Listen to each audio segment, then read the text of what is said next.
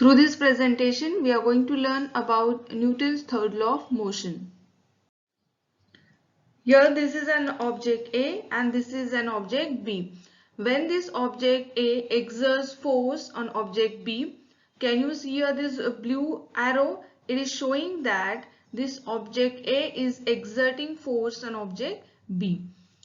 At that time, this object B will also exert force of equal magnitude but in opposite direction on this object A. What is the meaning of that? It means that there is a certain symmetry in nature and forces always occur in pairs, and one body cannot exert a force on another body without experiencing a force itself.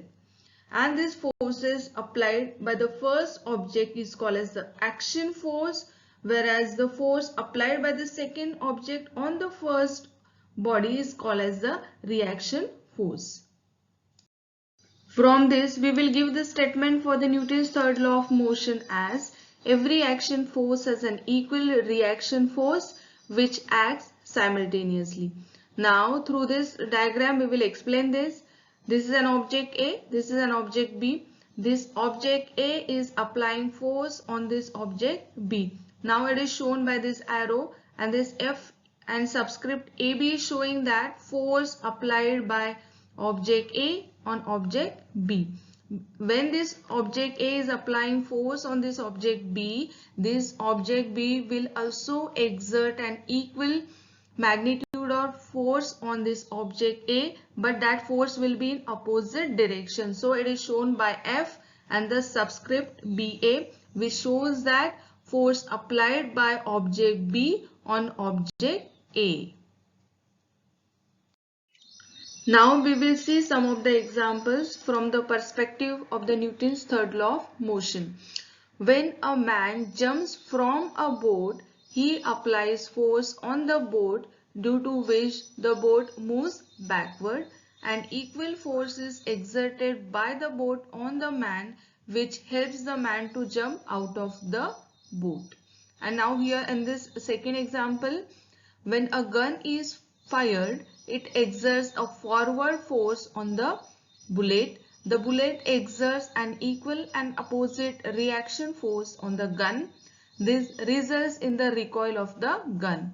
Since the gun has much greater mass than the bullet, the acceleration of the gun is much less than the acceleration of the bullet.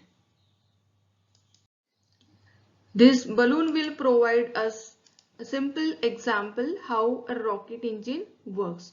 The air trapped inside the balloon pushes out the open end, causing the balloon to move forward.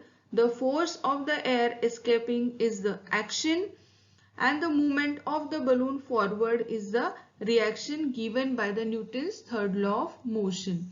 Now, this rocket engine works on the same principle. Here in rocket, the various fuels are burned in the engine, which produces hot gases.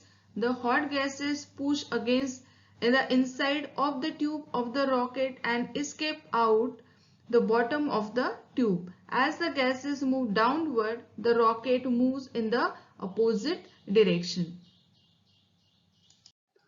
So what's our learning from this session?